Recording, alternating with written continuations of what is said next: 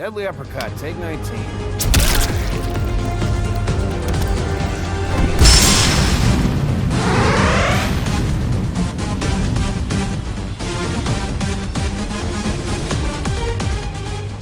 Hey, welcome to episode 110 of an ongoing series where we basically take the camera anywhere we want and we try to find secrets and new discoveries to some of our favorite games. As always, at the start of every episode, I like to give credit where it's due. There were two people that were responsible for making this episode a possibility. One is the longtime series friend, CodeNameGamma, who made his own camera, but he also had other things that the other camera didn't have, which are things like hiding the HUD and whatever. And also, another camera was made by none other than Enigma 642. Now, you might not recognize the name, but if you ever saw the Mortal Kombat 9 episode, he was the man responsible for that camera way back when.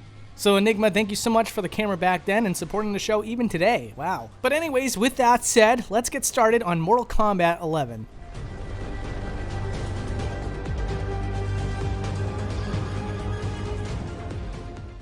The first thing I want to look at is inside the crypt. I think a lot of us who have played Mortal Kombat 11 at this point realize that it's pretty impressive that there's this massive island that you can walk around in. And I will admit, there's not a whole lot to look at. I mean, first of all, we got to look at this bridge over here with the two characters fighting in the background. Upon closer inspection, you can see that the two characters are Rain and Blaze. Using Blaze was sort of a callback to the original Mortal Kombat 2, which is pretty awesome. But Rain over here, wow. Look at how low poly this character is. In fact, you're going to see a lot of characters in Mortal Kombat 11 that get the low poly treatment.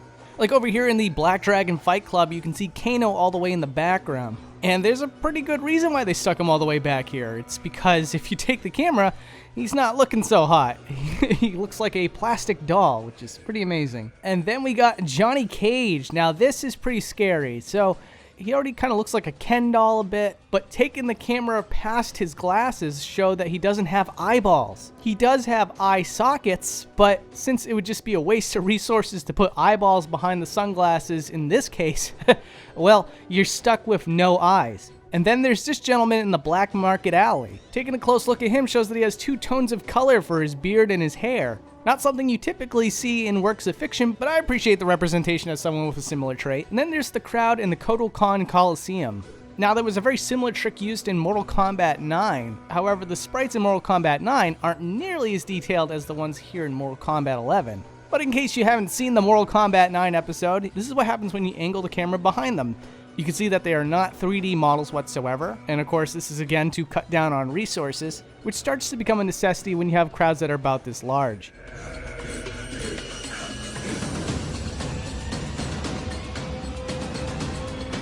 So I gotta admit, for the stages in Mortal Kombat 11, there isn't a whole lot to talk about. But that isn't to say there is nothing to talk about. For example, in the Shaolin Trap dungeon, there's a little bit of a window into another level. You might be able to recognize that this is the Dragon Grotto. However, in this stage, there is a lot of tricks to be played here to once again save on resources. You get two large textures that are bent down the middle to simulate the environment, as well as a couple of props out in the front to give it some depth. But also, if we were to take the camera into the back of the stage, you can see that there are some drawings being depicted on the back of a mural. One of which is very obviously Goro. You put 4 arms on anything and a large torso, it's probably Goro, as well as some smeared drawings as well. And then over here in the cybernetic assembly, there is one character model that is used to portray a whole process. And you can see the moments in which the model gets teleported from spot to spot. In fact, the model is left in an A pose while it's queued up to get teleported to the next area. And I know it's not terribly interesting, but I know a lot of you will be asking me where the cyber ninjas go once they go down that tunnel. Well, just to give you some visual perspective here,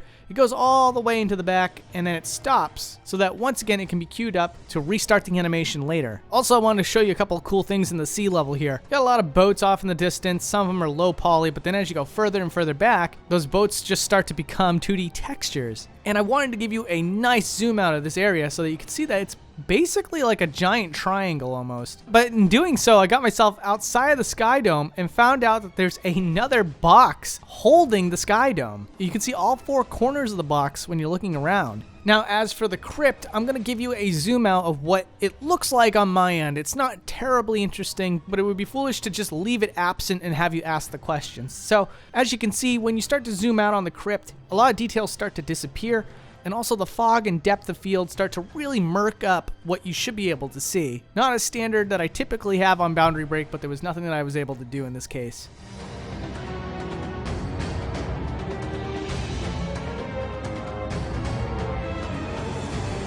All right, it's time to talk about fatalities. Now, I think one of the obvious ones is Johnny Cage's, because you see limbs and stuff like that of other characters. Well, I'm here to show you that a lot of those characters' limbs don't belong to character bodies. Take a look here, you can see the director's arms aren't attached. They are phantom limbs. And also that screen that's about to break is just a texture. And when you move the camera around, you can see the lines in which the textures stop. And then there's characters that have special areas, and we want to see how that works. So we got Sonya Blade doing a fatality with a helicopter, and when the scene switches over to the helicopter, the entire environment switches over. Same can be said for Cetrion's fatality, where she just grows really big, and then all of a sudden she's like the size of the planet, and she drops a beam down on the enemies. Yes, that's all in the same area essentially, and the environment just gets swapped out. And you can also see here that the planet is not fully modeled. It only seems to go down about halfway. But not every character follows this rule. For example, Cabal with his fatality, you might remember there's a certain sequence in which he's running at hyperspeed and you can see the world blurring around him. Well, that is in fact an area that is spawned underneath the stages and is in truth a room that is supposed to look like hyperspeed. And so the character will warp between the actual stage and then this prop and then go back into the stage. And in a sort of way, you could say that the Scarlet fatality works in the same way. There is a certain part of her fatality where it zooms in on the character's heart, and in truth, that heart is in a separate area from the character's body. And so once again, a special area is made just for this one little scene. Although funny enough, even though it's not attached to the character in any sort of way, the developers still decided to make the size of the heart pretty true to scale. And then there was this very highly requested fatality with Noob Saibot. Now, unfortunately, I'm not able to really give you the answers that you're looking for. I know that a lot of you want to know what exactly happens when Noob Saibot kind of springs out of another character's body. I tried asking both CodeNameGamma and Enigma if they can help me out here by making maybe just the character invisible. Yeah, unfortunately, neither one of them were able to make that happen in time for the episode. But it looks like Noob Saibot just suddenly appears inside the character and his limbs are just contorted in such a way that it doesn't clip through the character model just yet until the animation is properly played out. And then there's Scorpion with his fatality. Now, he drops underneath the stage and then he comes out the other side to make a split decision, I guess. Now, as you're going to see here, the character model gets set to invisible, but you can still see the chain make a proper route all the way to the other side, so you can get an idea of where Scorpion should be. And then there are characters who have props, like Kotal Khan, and you'll see that his prop gets stored underneath the stage until it's ready to be used. So again, that consistency of turning things invisible until they're ready to be played out isn't true across the board. In fact, Cetrion's other fatality is true to this as well. You can see the second in which it does spawn in, and then it's quite a while before it's actually used. And then you might be surprised to find out that a lot of characters who have a lot of cutaways during their fatality don't stay in the exact same spot in which they started the fatality. Instead, they shift the characters all around the stage to better match what they're trying to go for with that particular angle. And you're going to see that with Jax here. And I also wanted to share some things with you that didn't really fall into a category. The first one is the character selection screen. Now, when you select two characters, the camera pans past them to show silhouettes of the characters fighting in the background. However, moving the camera around will show you that those characters are still hanging out in the foreground, despite the fact that the players don't get to see them at this point, and that the characters fighting in the background are another set of character models, just with barely any lighting. But when there is some effect lighting, you can see the features of those characters. Panning the camera out will also show you that the characters are just fighting in front of a texture. Also, this is a glitch. I can't explain how I managed to make this happen.